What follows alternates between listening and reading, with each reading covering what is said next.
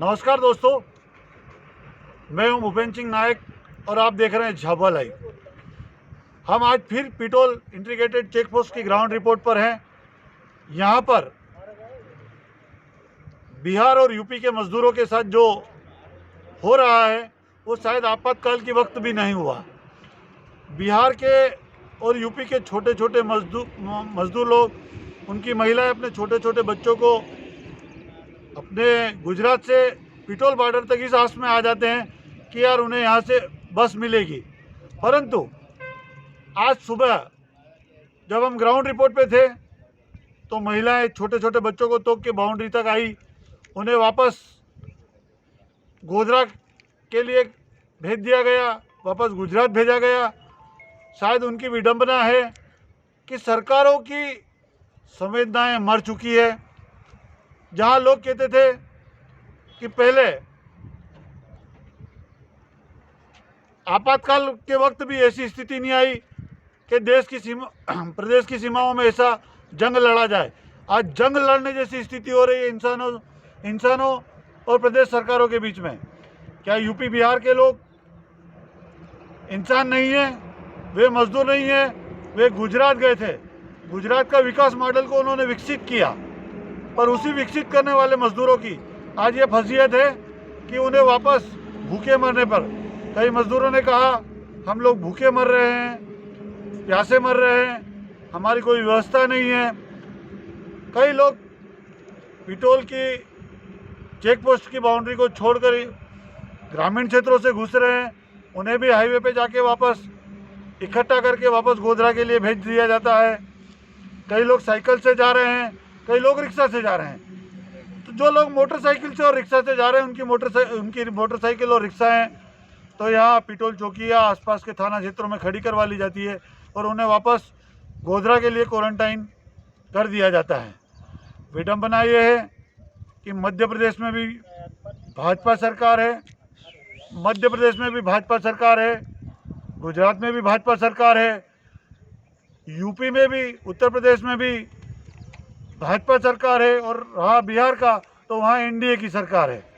अगर ये लोग संजीदा होकर इन मजदूरों का ख्याल रखेंगे तो शायद ये जिंदा रहेंगे, कोरोना बीमारी तो दूर, ये तो भूख से मर जाएंगे। वैसी एक स्थिति पिटोल बॉर्डर के ऊपर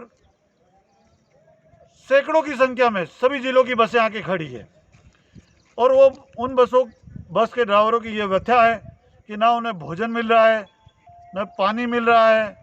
वे 4-4 दिन से यहाँ पड़े, एक भी उनके ज़िले के लोग नहीं आए हैं। कई लोग बीमार हैं, उनकी दवाई गोलियाँ चलती हैं।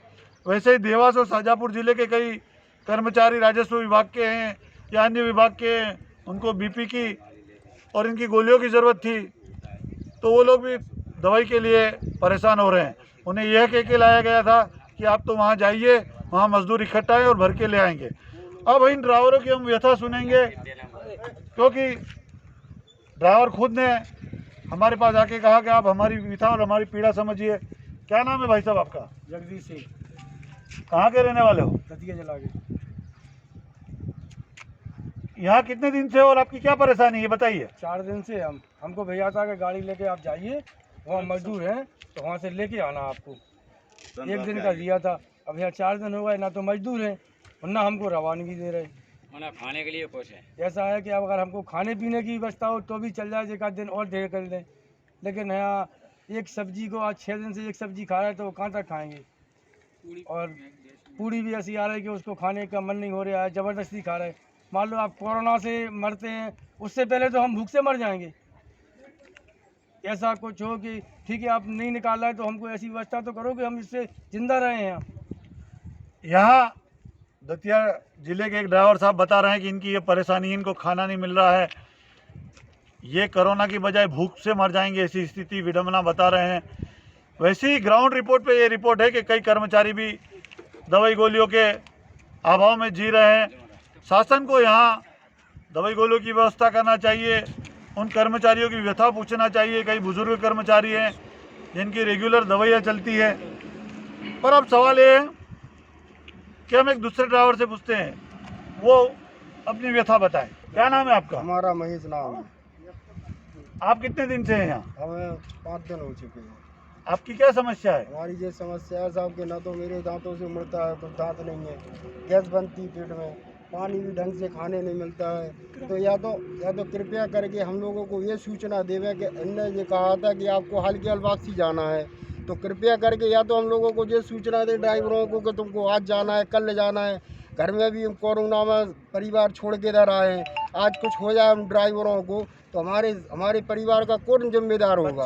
हम बच्चों को लिए कौन जिम्मेदार होगा? आज हम 5 दिन के यहाँ डरे हैं, ना भूखे प्यासे घाम में डरे हैं, पसीना में पसर रहे हैं। हम लोग भी अपना कैसे दिन काटे हैं इधर। ये तो हमें जानकारी हो जाए कि आपको आज जाना है या कल पूछने आते हैं और कल सवेरे निकल जाओगे, तो फिर आएंगे आज शाम के निकल जाओगे। अरे 5 दिन हो गए ऐसा हम कानों डरे रहना, सबसे हम छिप रहे आ भी रहे ड्राइवरों को, तो हम ड्राइवर लोग क्या करें है ना, हम भी लोग भी ना परेशान हो रहे हैं। कोई उचित न्यायालय से जो तो पता पड़ जाए कि आपको आज निकलना है।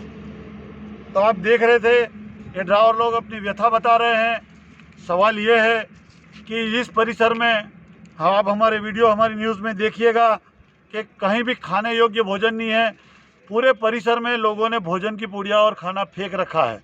गंदगी इतनी हो रही है, ना यहाँ कोई साफ़ सफाई हो रही है, न प्रशासन की ओर से इस तरफ ध्यान दिया जाता है कि इस परिसर में कितने लोग आएंगे और उनकी साफ़ सफाई करें। कई जिलों की बसें तो अभी तक इसलिए खड़ी कि वहाँ उस जिलों के एक भी मजदूर यहाँ आए नहीं हैं और वे लोग परेशान हो रहे हैं।